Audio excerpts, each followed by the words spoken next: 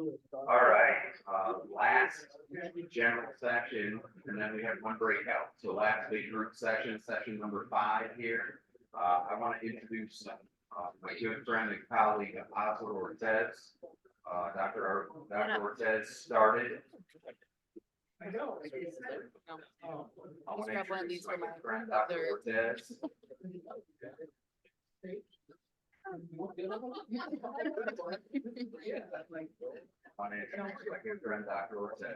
hear me clap once. Do it. Come on. You hear me clap once. You hear me clap twice.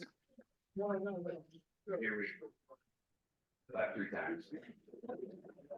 Very good. Hey, Dr. Osler Ortez, otherwise known as Dr. Oz or Osler, started as assistant professor in foreign emerging crop systems at Ohio State in 2022. Who's had experience in lots of different places, and he can share that with you. Like, he is his title is assistant profit in foreign and emerging crop production systems. He leads an applied research and extension program for distributing, developing science-based information concerning efficient, productive, and sustainable corn in emerging crop systems. He's done some work in sunflowers, or we've done some work in sunflowers. He's our corn extension specialist. He's going to tee up the topic with this panel. It's a really awesome panel that I'll let him introduce. Thank you, Eddie. It's coming okay? Okay. That's a little bit of a long introduction. The protagonist for this session are actually the 3 gentlemen I'm sitting here. We have Scott Myers, Steve Turnow, and Matt Kleinhenz with Ohio State. We will do some more introduction about each of them, and all of them also prepared a summary of 4 or 5 slides, pictures that will help describe what they do and what their operations are about, as far as farming on the left versus the research piece of the puzzle on the right. With Matt, the topic that we are trying to address, I was part of the committee working with Barry and the rest of the team for the last several months, putting together this conference.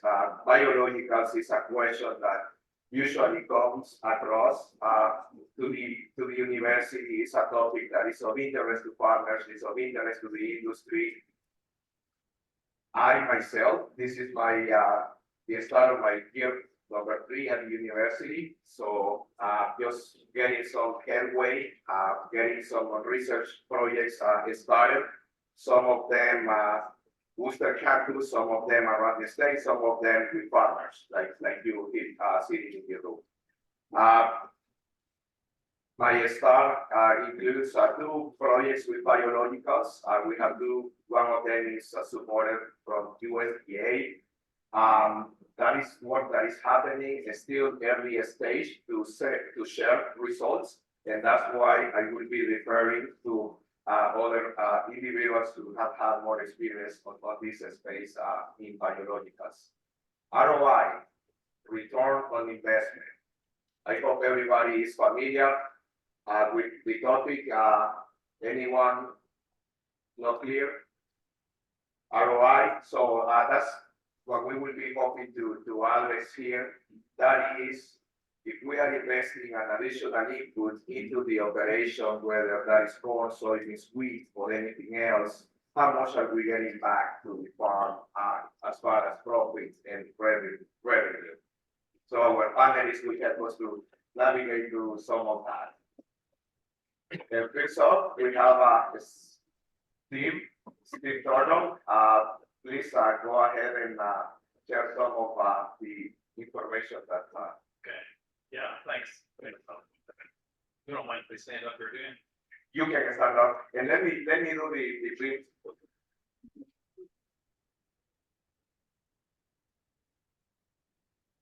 Let me do the brief summary, Steve. Steve is a 5th generation local farmer here in the area, apart from here. Real close. Real close. 5 miles.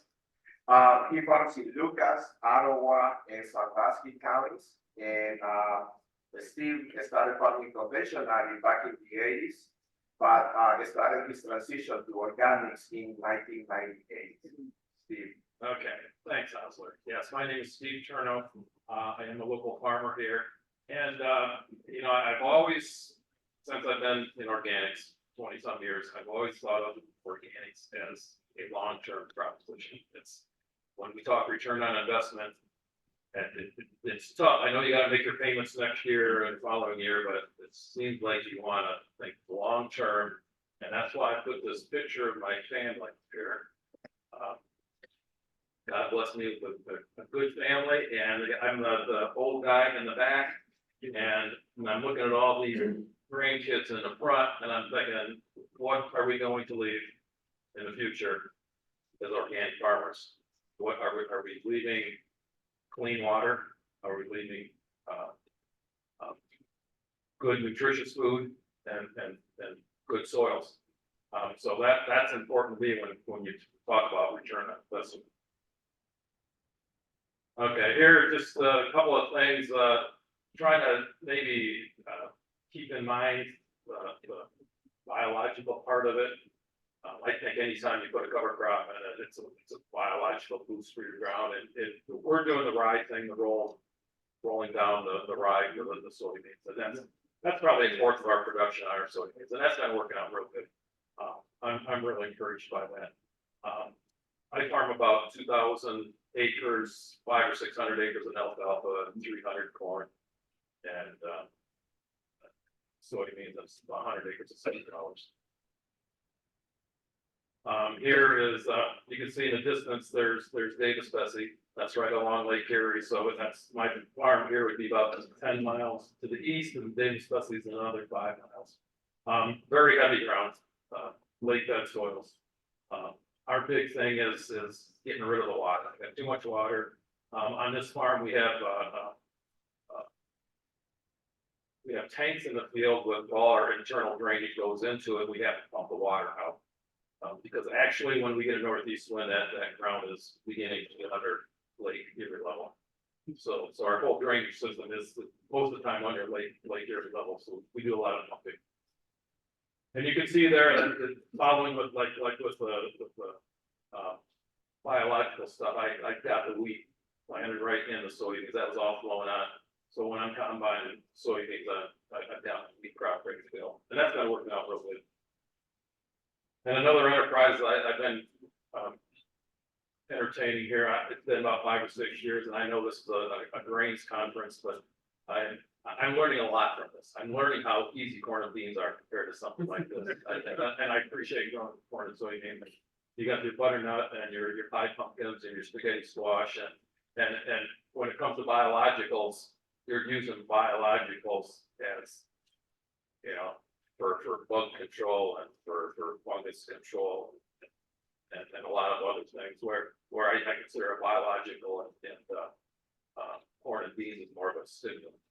And then you can't, and here, you know, I can't wrap it up without putting a sunflower picture on there, because it's, you know, people just love it, and you know, Coffee with Klaus this morning, he mentioned, you know, you gotta sell your farm, you gotta talk it up, and this is a good way to get people out. People are interested. I mean, we're only 10 miles from Toledo right here. People come out, they look at the sunflowers, and they're just in awe, and they say, "What do you do with these sunflowers?"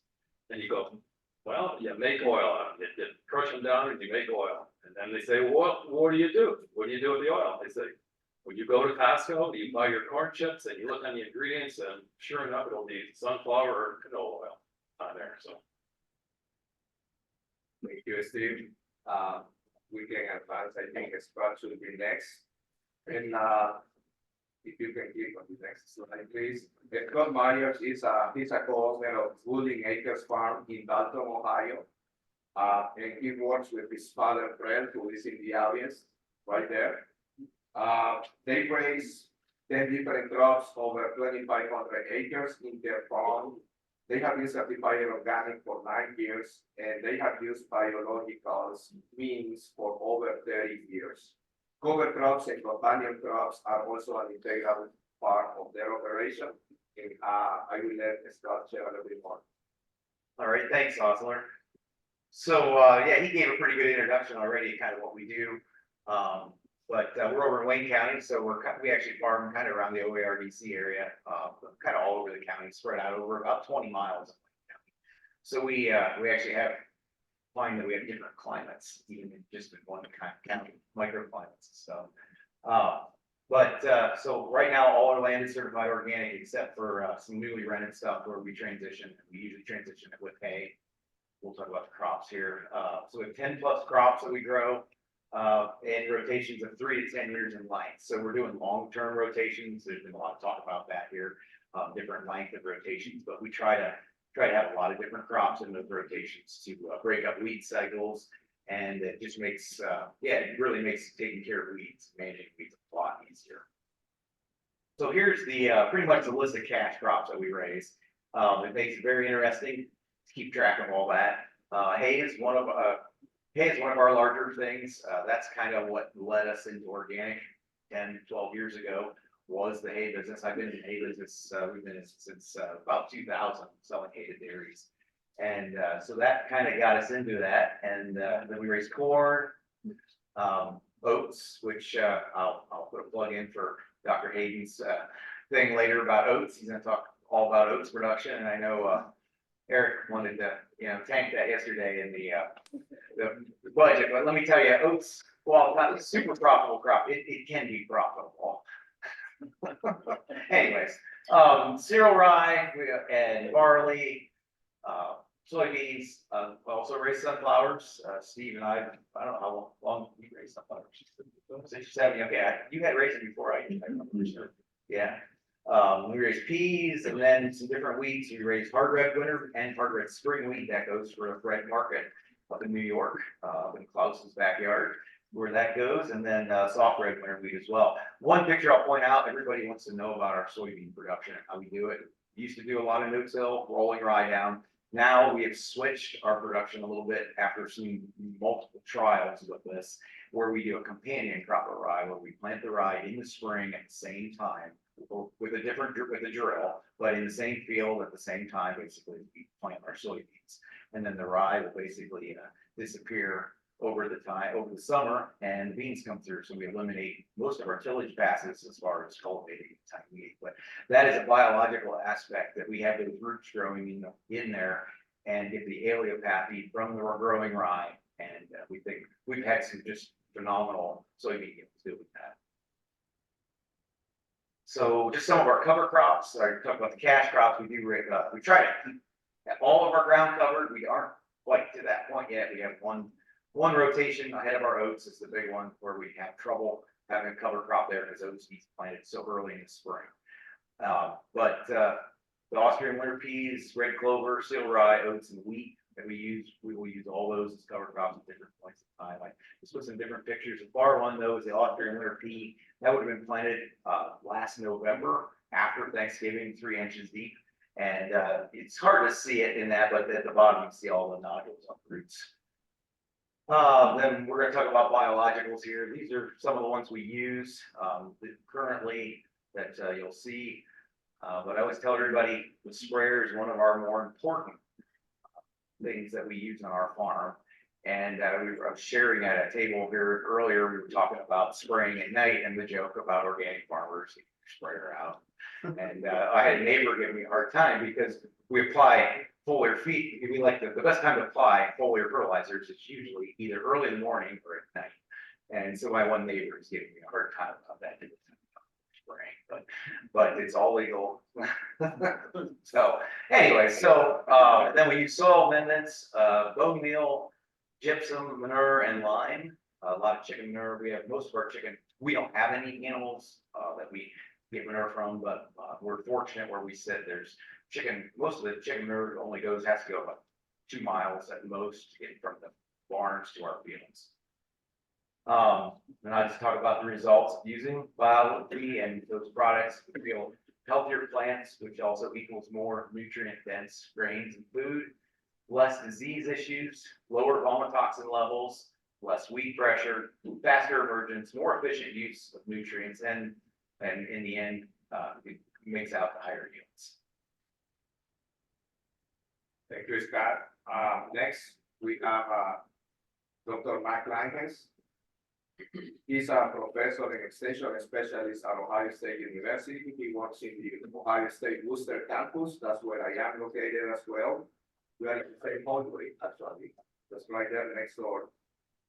He works with partners and collaborators in many locations across the state to develop research-based information that looks into better, higher productivity, efficiency, and sustainability, specifically in vegetable production systems. He has had experiences working in certified organic systems for that enterprise, and equals to 20+ years of experience in that. Matt has contributed to several focused or integrated projects that included biostimulants, and that's the reason why Matt is here today, to provide us with some perspectives, not from the farming side, now from the research angle of things, and some of the opportunities that might evolve from that. Matt? Thank you. I just, with that bit of introduction, one way you could think of my responsibilities is that they parallel very much those of Osler and Alyssa and others within the extension and research community. But again, as also mentioned, specific to vegetable production systems, which of course can often include grains, but my responsibility is focused on the vegetable side.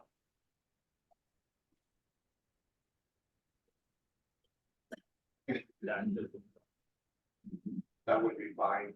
Now, if you want to go ahead and check.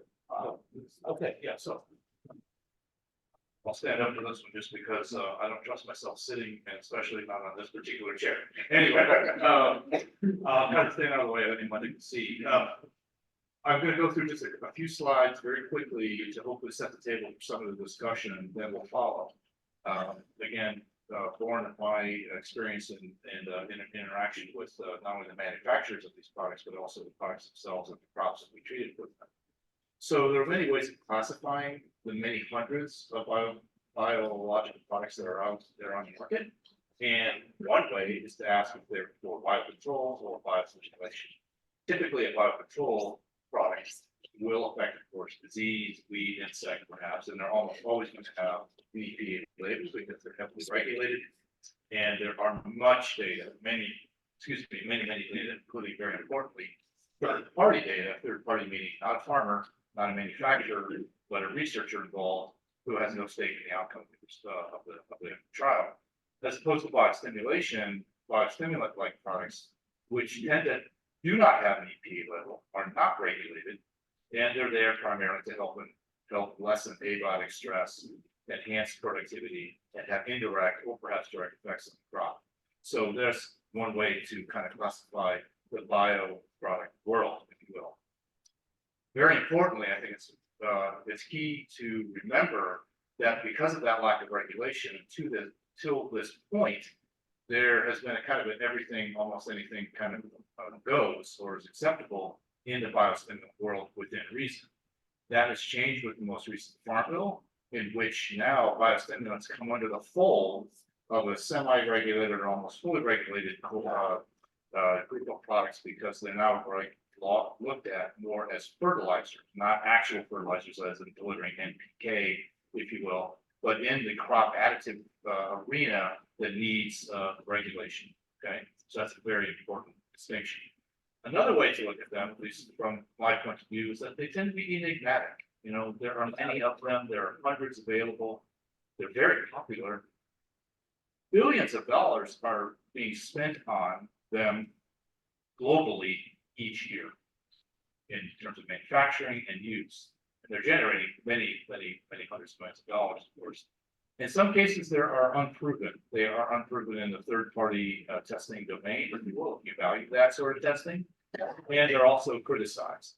There are concerns about, there being quote, snake oils or just products with questionable origin or questionable efficacy. But that's why we're having this conversation today, which is exceptionally important in my view. And I guess you could say that the challenges are often rooted in lingering questions about these products. But again, that's why we have these very important conversations. Why can it be difficult to identify the conditions under which these work? Some of the reasons are listed here. I won't go through all of them, but if you look at one example, the application procedure, the 4 R's, so to speak, right material at the right time, in the right place, at the right rate. Oftentimes, we're unclear on one or more of those bars with respect to applying a plant biosimilar. But there are other explanations to why it can be difficult to develop very high quality research-based recommendations for them. Sorry. Here's the thought, an example of the thought process that I have seen applied through my years of approaching now almost a dozen, working with biostimulants in one capacity or another. Companies have identified potentially helpful compounds or microbes in case of the microbes of any biostimulant. They have packaged them in a way that I can use them as a farmer. So if somebody has identified something that may be useful to me and they put it in a formulation in a format that I can apply, they are unlikely to cause any harm and they just might help. Okay. And most of the time, the per acre costs of their use are not really going to prevent me from thinking terribly deeply about using them. So I conclude that application is worth it. I may gain, I may not gain, I may gain 1 out of every 3 years, I may gain 2 out of every 4. The costs of application are not terribly high, and I certainly will probably not experience a reduction. So based on some people's calculation, that's enough to justify application. So I'll turn it over to Osler at this point to that background was useful. Thank you, Pat. If you can just like, yeah. So that's setting up the stage, hopefully. Those were the introductions of our speakers and what they represent, what they do. Now we have additional questions for the next 30 or so minutes, next half hour. We will try to go through those. Some questions will be addressed to a specific panelists, and we will try to answer as much as possible. Something to comment is that, as you might have already realized, there are a couple of concepts that we are discussing here on the biology or biological applications. Matt focused towards the later session more on the inputs that we have available in the market today, specific inputs that go into the production system. And earlier on, Scott or Steve referred to other biological applications in the farm that doesn't necessarily require a specific input as a product, but perhaps as a cover crop. It can be manure, it can be other sources of biology that we make part of the operation. So those are the options that we have out there. This question, Steve, we can start with you. What kind of experience have you had with a specific external inputs, biological inputs into your operation? And what has been your thought process on how to get there and why to use them, why to try them? Okay, so I do kind of break it down into 3 different biologicals. I mean, with the squash thing and everything, I mean, we got bug issues, we got fungus issues, and so there it's kind of, I mean, kind of like throwing the kitchen sink at it. I mean, it's got to be a preemptive strike. You got to put this stuff out there before you see a problem. So you get some kind of symbiotic relationship on that leaf, and hopefully that keeps those the stick bugs and the squash bugs and all that other stuff, because you just can't have that in a vegetable crop like that. And the same thing with the fungicides. I mean, you got anthracnose, powdery mildew, and that stuff just it just gonna come out like that. And by the time you spray it, you're too late with biological. I hired a guy here about 4 or 5 years ago, and he was an expert in the squash production and stuff, but he knew nothing about organics. So it's been quite a process going through, you know, what we can do and what we can't do, and yeah, we do pre-bottled up, and I hate doing that as an organic farmer, opening up a bottle and using it, but as far as squash goes, we do it that way. And one other thing we do as a insecticide, we put a fish and molasses on our alfalfa. We routinely do that after the cutting, after the foliage comes out, and hopefully we can deter the weevil and the leaf hoppers. As far as the biostimulants, I've used like a seed tree for years on corn and soybeans. I think there's something there. I mean, if you dig down a seed, there's quite stuff going on down there, like overseas and all that stuff. And we used fish and up until this last year, and then we switched to the biostim from EnviroCure. Thank you. Scott, you can answer the same. Okay, so, yeah, we've been using different sorts of biology stuff and some of the liquid stuff here for many years, even before we were organic. But speaking just directly on the organic stuff, some of the things we've used more recently here, also used the microseed tree that Steve talks about, use that pretty much put that on every seed. And have good luck with that. The another product in that as far as plant health, some of these things, it's called SPE 120. They've actually been out here advertising it. I've noticed we've used that for 5 years, and that has helped dramatically in multiple places on our farm. But that is, I credit that to why we no longer deal with vomitoxin issues in corn. We plant out seed, and it's Bavaria bassiana. It's actually, the way I was understood it, it's naturally occurring. It's naturally occurring in soil, but it's no longer there. It's dying off over the years. Why? There's, that's, I don't know exactly, but we're basically putting it back out there. So that's one. Another we use is it's called residues. It's a residue breakdown type thing. Help with residue breakdown.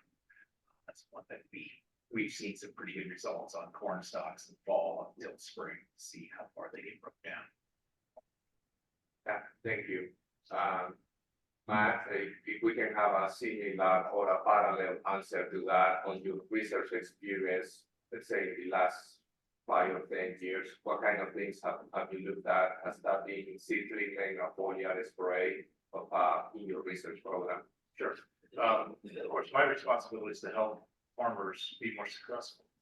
I'm not farming for a living, but my job is to assist them in being more successful. And in so much as that it may involve the use of a phytostimulant, I feel the need to be prepared to address questions with data and some sort of experience. So I'm fortunate in the last 7 to 8 years that I've worked with 13 different companies, 10 different products with farmers across 7 different states, all organic, states still organic, and involved in the production of 7 different vegetable crops in testing various products, a group of those 10. And those 10 were chosen very specifically to represent specific types of biostimulants that contain microbes as their active ingredient. So, so my experience with with the products, focuses on those types. These are biostimulants containing microbes that are supposedly going to enhance crop growth, resistance to stress, and that sort of thing. And so it's been an exceptionally rewarding and informative process to engage farmers directly in that process to help develop a protocol, a way of evaluating materials so that they could continue to test them themselves on their farms as they become curious about them. And of course, this is also important for our county and regional based extension teams, because they have similar questions as do the growers, and it would be most excellent to have county and regional based extension folks and other researchers prepared to do the same. So it has never been my goal to identify a product or products that work.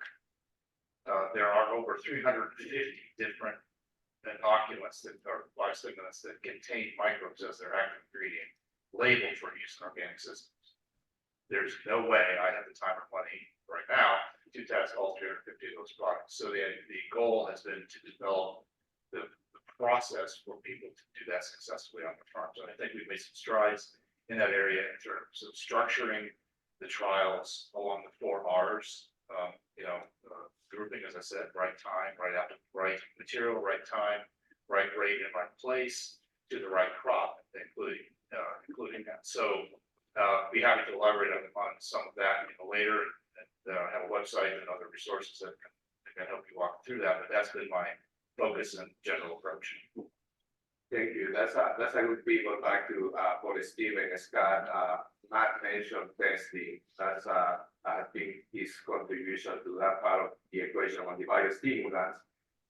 I am wondering, before you guys decide to adopt any or try any of these new technologies in your farms, is there a process that you try to go through? Do you try to head of the strips? Do you try to do a couple of acres, or do you just go ahead and give it a try at the whole field level? How do you go about it? We cover a lot of acres when we get going, and I'm not one to stop and start. So usually I buy a tanker load of something and I apply it, and I evaluate it for that year. We've always put pop-up fertilizer on our seed when we plant corn and beans. Even when we're conventional, we got a 918 I put on us. And then we moved into organics, and then we went to the organic gem. And I think it's important to put it right on the seed, and then we evaluate that. We can just turn that off and on in the field, and on a yearly basis, we can decide whether that is certain one way or the other. But I don't do a lot of different products testing every year. Yeah. And as far as, I never had a sprayer. I mean, when I started organic, I just sold my sprayer, and I didn't use a sprayer for years and years until we got this squash thing going. So now we got a better sprayer. We have to do that because you need that good coverage on all these biologicals. You just can't have a few little drops on them. You got to get underneath the leaf and get it coated real good. Thank you. Scott, do you use half of the sprayer for one thing and half for the other, or not quite? On the sprayer, that's kind of tough, but, so a lot of our stuff is applied on the planter. And, with our planter, we are able to, we do some strip trials. I like to split fields in half, or, if possible, with a 16-row planter and, harvest with an 8-row head, so we can just basically strip the whole field, in multiple places with certain things. Some products, depending on our application, are easier to do the testing with than others. So it just depends, but I do like to set up some sort of trial on most of them.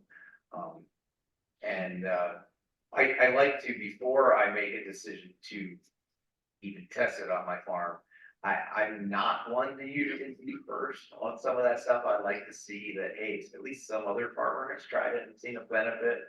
Or, at least have some sort of data from something to say, yeah, it does actually do what they say in some situation, whether that will work on my farm. It's at least I know that there's at least more than a 1% chance of success. So we try to, that's kind of my first way of evaluating something, and then we'll put it to where we're gonna try some strip trials and keep things separate, split fields.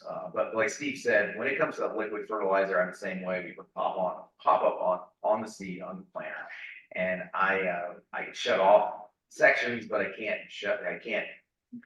It basically, I mix up for 50 acres at a time, and so I try to time it if I am going to do a strip where I mix it up one way, and then I hopefully get halfway through the field, and then I have to go back and refill and mix up maybe by leaving the product out and not putting it in. So, but it does make it a little more difficult with that compared to seed applied treatments, or even sprayers where we have a 120-foot boom, you leave passes, so you just every 240 feet you turn on and leave 120-foot check strip every way and see.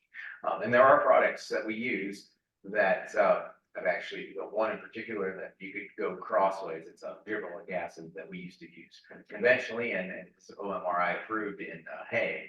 And they actually told us to just drive whatever direction we wanted, and they said, oh, you'll be able to see it. And they were right.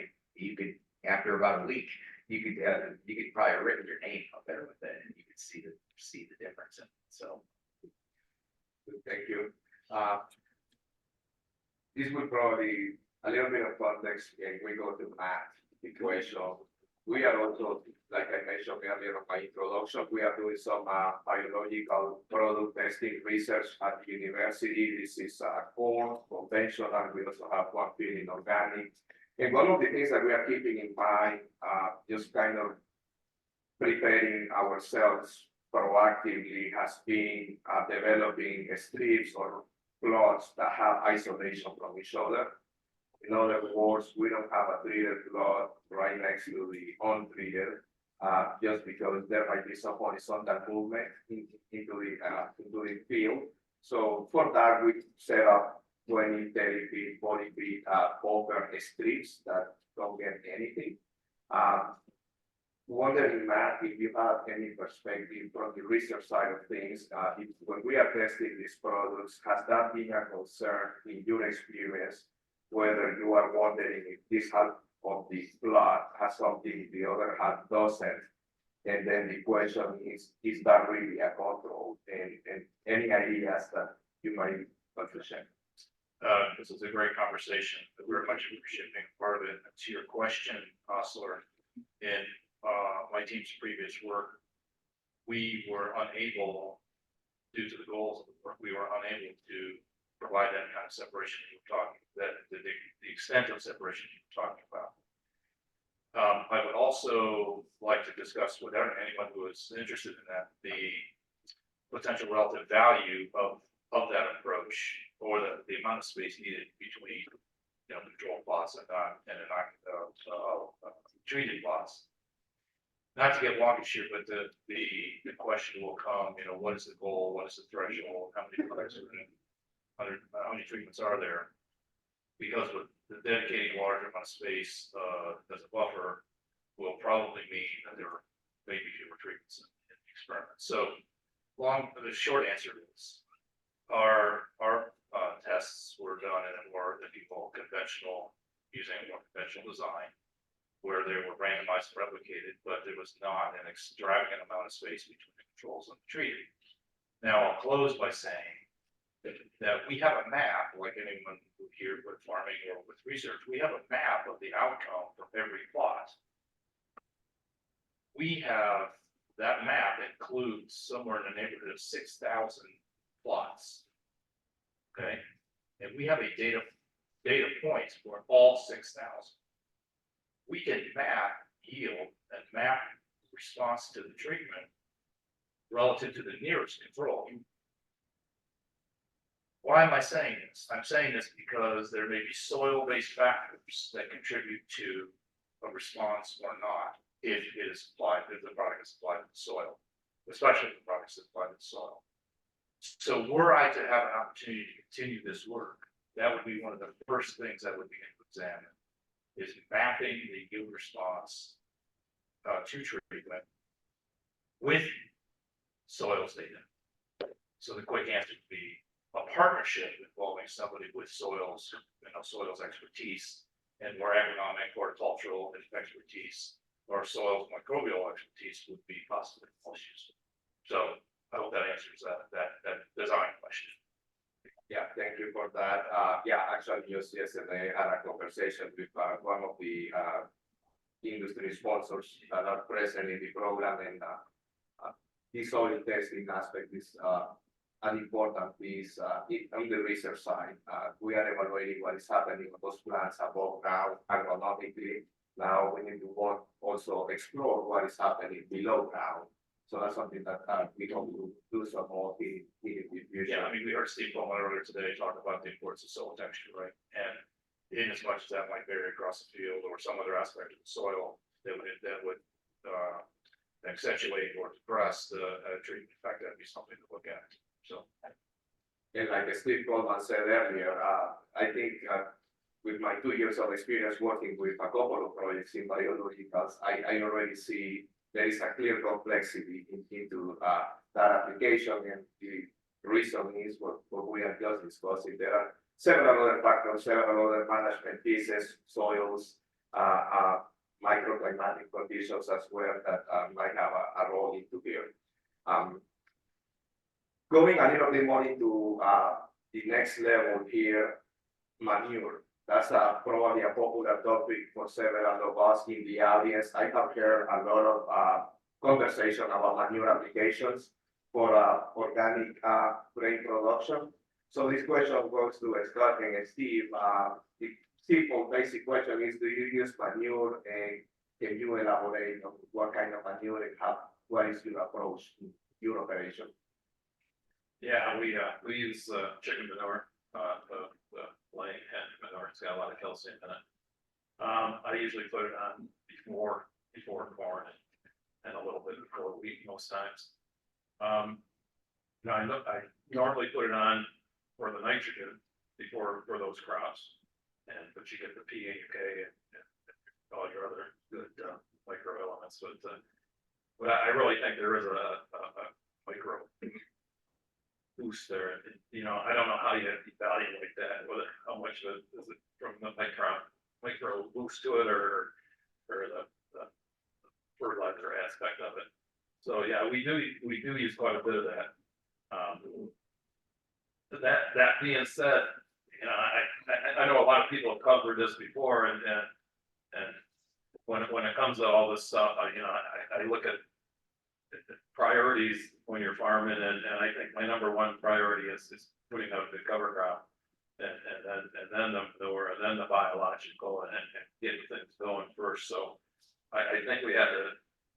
I like the biologicals. I think they give you a little bit of insurance maybe on a dry year or something else that might enhance that seed to come up earlier or better. But I don't know. I had the viral cure this year, and the results weren't that great. And I'm just thinking, well, maybe because I'm using manure and I've got that same bacteria in the ground already. But that being said, I ordered some for next year because I like the thought of putting something right on the seeds to stimulate that root growth. And I don't think you're going to see it every year, but I hopefully you're going to see it every once in a while. Some kind of a crop boost. So I'll echo kind of what Steve said, and we do use a lot of chicken manure. I mentioned that earlier, but we've used chicken manure for 16 or 17 years on our farm.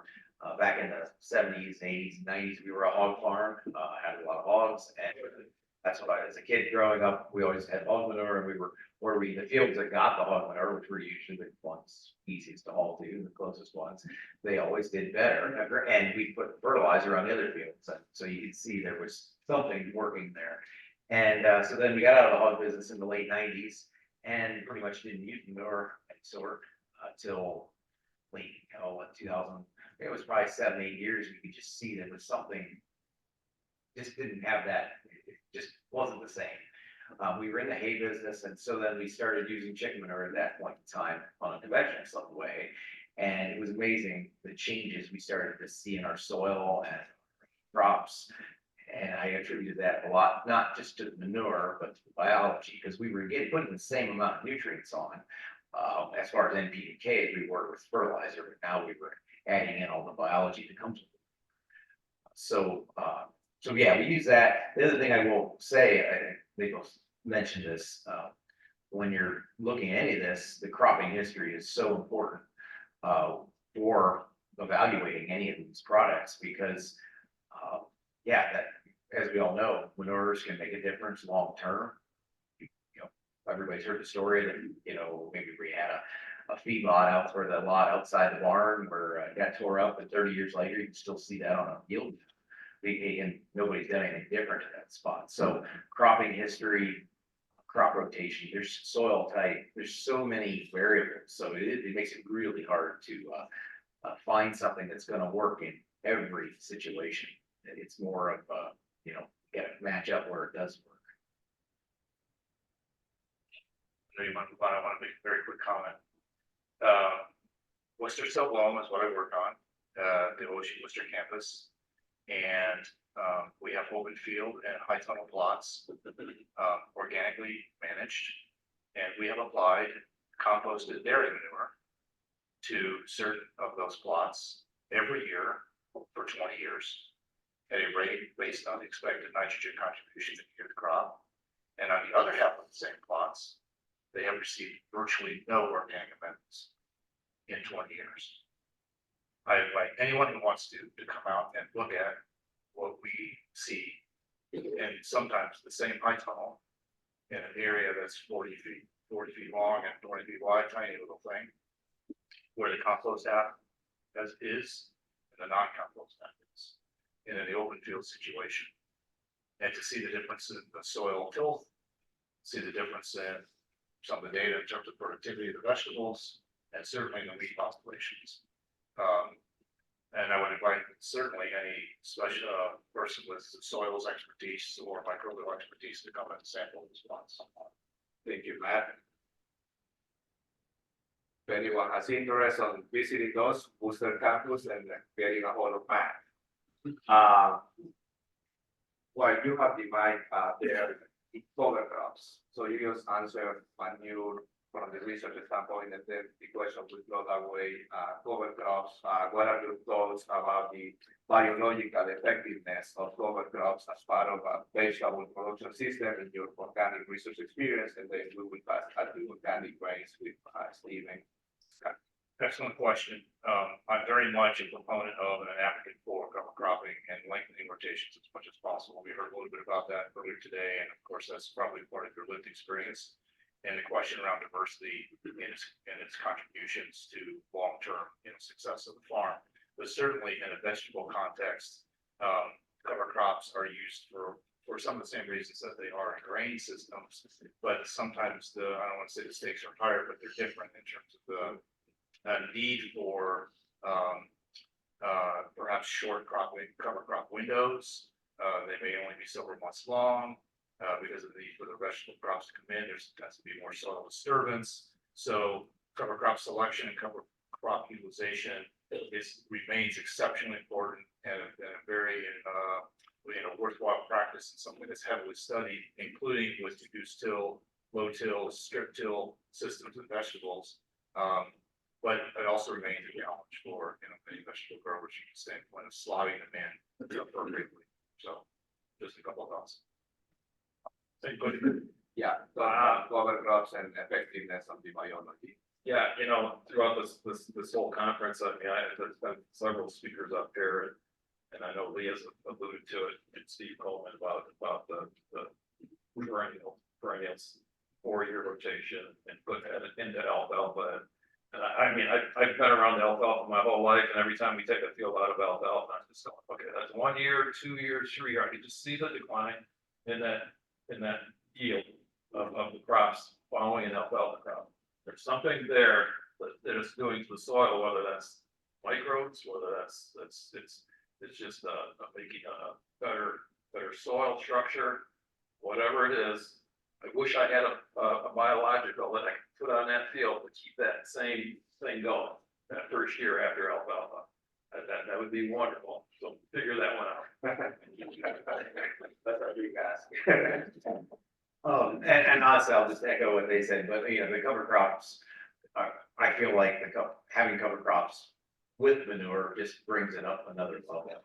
The manure is a great thing by itself, but without the cover crops, they just don't work. The two go together. I think the cover crops, and somebody asked me yesterday actually, which I thought was more important. And that was kind of a tough question.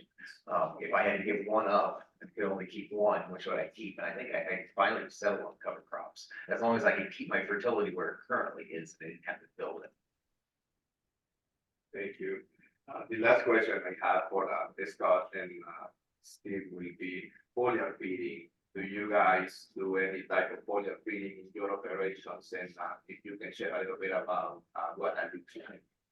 Sure, we do lots of foliar feeding, hence my sprayer comment earlier. But pretty much all crops get foliar fed on our farm.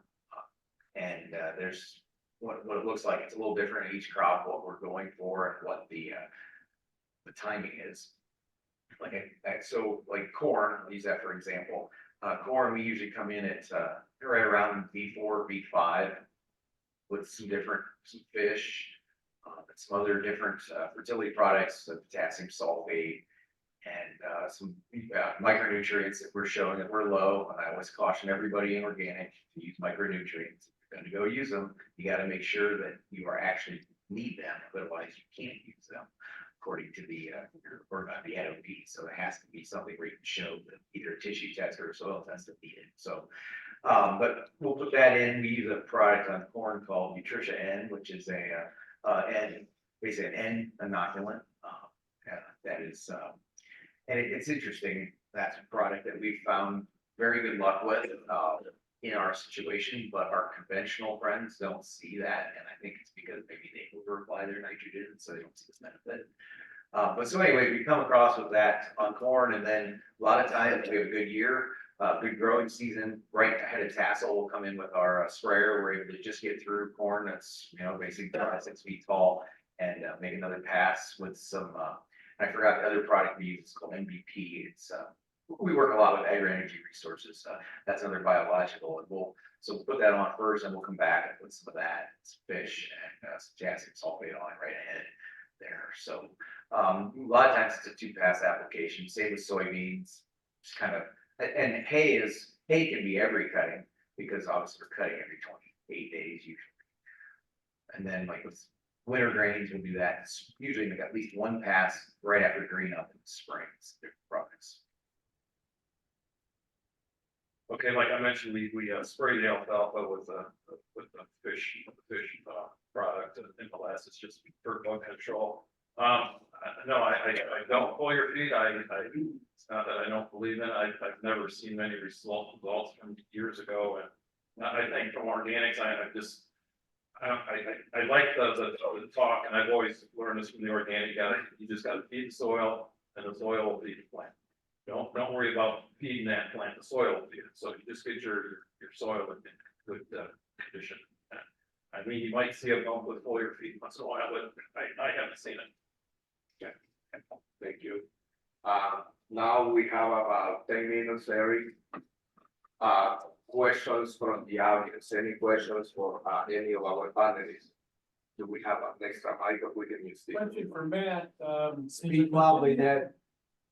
If you can repeat the question. The compendium of non-traditional materials keeping up a lot of these new products. Or you mentioned that you have a website where you're doing that. So what's that website, and any comments about the compendium? So the question was, is there a compendium of some non-traditional products, stimulant product control products?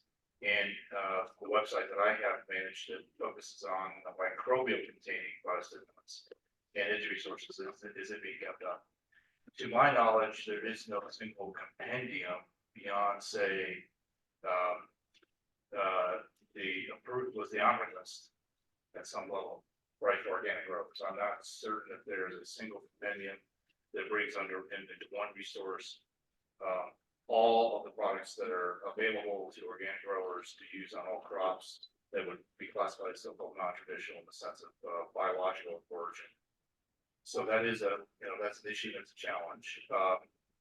Specific to the resource that my team has offered, we have not been able to update it for a couple of years, but I think it is still quite relevant given the background information that is there. And it's euphemistically called the Bugs in the Jug webpage. We titled it Bugs in the Jug because that's often what you hear people using about microbial containing biostimulants. And I think I'm confident that some of the information that might assist you or somebody in understanding that particular class of material, but also maybe some other types of biostimulants as well, to appreciate the very large diversity that the category has, and to apply some of the same principles that we attempted to in evaluating the product as a fermentation product of seaweed or what have you, that it's listed as something that's going to help your crops through stress. But it doesn't contain microbes. So yeah, I don't know a single compendium other than the honor list. As far as one's a compendium of biostimulants containing microbes as the active ingredient, the website that I mentioned would be one option. What's your website? I don't. Veg Production Systems Lab at OSU, VPSL at OSU.edu. If you have any trouble locating, I will be glad to help. Are we going to have a slides available? Yeah, the slides, I have not said that, the slides will be available next week, probably. All the speakers have given, or are going to give PDFs. Then we're also Zoom recording, so there will be some form of video of each of the sessions, as well as PDF slides. Thank you. So we will probably have to link over there. More questions for the speakers. There is a question for them.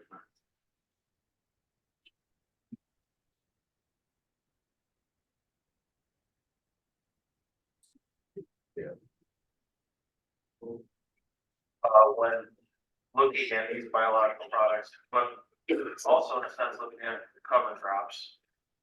Have you guys investigated or done any soil testing, looking at the biological activity with either a Haney test or some of the other tests that can be done at regenerating labs like a PLFA or a B crop report or trace genomics to see if these biologicals are actually doing something in the soil? It may not be addressing the limiting factor, but we see it doing something.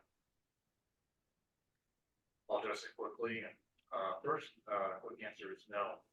The budget and the work plan would not allow for that, given the scale, scope, and intent of the work, but it is certainly a very, very important question.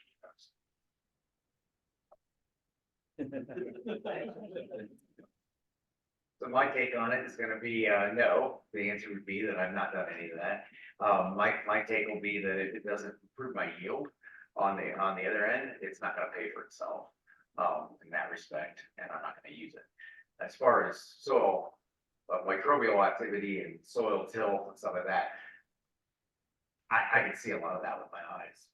You go look at your soil, go look at what a field that hasn't been farmed that way across the road or something like that. It's, you know, you look at how many earthworms are there. Something that you just kind of learn to see that, but I'm not gonna say that, I'll just leave my comment at that. And then I'll just, ditto the same thing, except for when I evaluate something, I'll do it long term. I'm not gonna kick it out for 1 year. I'm gonna look at it for about 3 years and, cause I think it's, I just don't think it's something that you're gonna see right away. Maybe it's gonna take a few years to build in your soil. I don't know. Thank you. One question on somebody's side.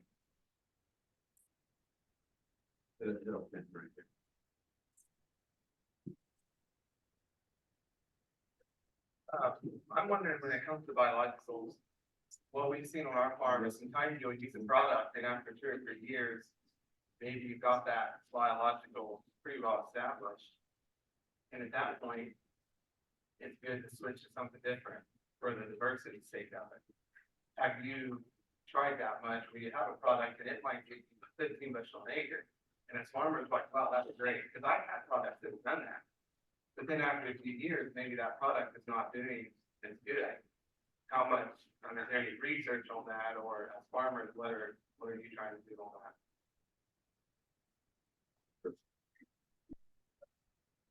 Yeah, I mean, that's maybe why the product, this biological I use didn't work, because I then used so much chicken manure, and it's derived from the same type of biological, so yeah, probably with that.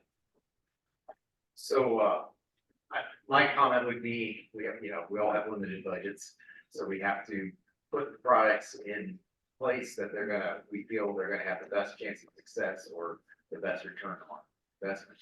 And so what we've seen is the best place to use biologicals is in our either transition to organic acres or our rural organic acres. Once something's been under organic production and our rotation and all that for 6, 7, 8 years, we will usually still see results, but they're a lot smaller. So I would say if you not use a product or if you want to try something out, try it in those acres that are the closest to the old conventional production or your transition. That goes back to cropping practice, soil history. Last question. Earlier, you guys both mentioned pop-up fertilizer. Could you just elaborate a little bit on what you guys are doing as far as products, seed treatments, anything to help get that seed out of the ground fast? Myco seed treat I've used for years. I mean, it's been wonderful, and I've always used the fish product. Seems like when I was conventional, I always used a 9-18-9 product, and I always had to put zinc and manganese and all these trace elements because I always wound up with deficiencies. But ever since I've been organic and using more manures, I don't have any deficiencies that come up. When you look at an analysis of compost and chicken manure, maybe got zinc and manganese and sulfur and all that good stuff in there, so. That's been a real plus. I still like that something right on that seed. You know, you always want that corn to come out of the ground nice and uniform, and that's always a plus, so I'm always gonna put something on it. So, you get your pencil ready. No, I'm joking, but, we use a pretty, it's a pretty lengthy mix of things we put on. We put the MST on the seed, and then, after that, we, put this SPA E120, in the row, but we mix that in, with also usually some sort of neem product, or there's some other products out there for, wire worms, turn maggot, those kind of things, control that we're also putting on the seed. And then usually, but the main mix of that is usually a couple gallon of this MVP product I talked about, and then usually another 5 gallon of Dram product, so Dramo that we put on the seed, and also usually 2 or 3 gallons of it's called TT Ag Pack, which is basically some micronutrients and some other things that go in with it. So like I said, mixing up. We actually, one thing I do want to just quick mention on that. If you are going to use biologicals, fertilizers, and all these products, they can grow. Okay, so don't leave them sit in your planter or your sprayer overnight without cleaning all the fitting. You know, we flush everything with water at the end of the day. No matter what, our planter has a separate rinse tank on it, just like a sprayer does, where you can just click a button and it rinses it. Because if you leave it in there in those little tiny tubes, the next day you're going to go to run it, and you're going to plug all the filters, all the orifices, and you are going to be a very, very unhappy person, especially you're going to be unhappy with whoever sold you that stuff. And then you're gonna not use it and not try it. So that is the one thing I learned. We filter everything. That's a whole story for another day. But I'm just saying, be very careful, because this stuff, these are living organisms. So also be careful how you handle them, because don't leave the bugs in a jug sit in the sun in your pickup truck at 120 degrees for a day or two, because you're gonna kill them, and then you're gonna wonder why it didn't work. And shipping them. So there's just so many barriers you got to be careful. This is a wrap up slide, Nancy, that you would like to address it. The final take of recommendations for those who might be interested in learning or trying some of these new tools that we have available. Feeling a bit self-conscious about these recommendations, given the amount of experience in the room, so I would encourage you to reach out to others as well, and put these recommendations through your own test. But what I have found to be possibly useful in recent years, and talking with many others on the same topic, is that, you'll hear a range of opinion on these products, perhaps have a range of experience, from they're not worth anything to they're the greatest thing in a long, long time. Pay attention to it. Listen to what's going on. Read up on it. You will find trends. You will find products that kind of stand out, that rise above, that have gone through more rigorous testing, that there's a longer history with, that there's a better biological basis for their working, these sorts of things. So pay attention, listen, and read up. Experiment with them wisely. Of course, I think Dr. Jackson Smith, Cassie, and others have mentioned, Eric have mentioned the offer, grower researcher program that OSU was helping coordinate along with Central State University. Experiments with biostimulants would be possibly a very good candidate in this way, to experiment with different products and a different process for evaluating the effects. As we heard here, if they don't work, if I don't see yield boost, I won't bother, going forward with them. That's true. At some point, there has to be so-called proof of the pudding, right? There has to be that return on investment, which is where we started this conversation. But there are ways to mess up the experiments, as you just heard Scott allude to, and Steve allude to, in that you can mistreat these products. They're not the same kind of products that we work with in other areas. Sometimes they are living, and other times they may not be living, but they're very sensitive to how they're stored or used. So experiment wisely, be careful with your product selection, and reach out to somebody if you would like to about the process used to evaluate. 3 recommendations. Thank you very much, and that marks the end according to Eric. Thank you very much for your attention.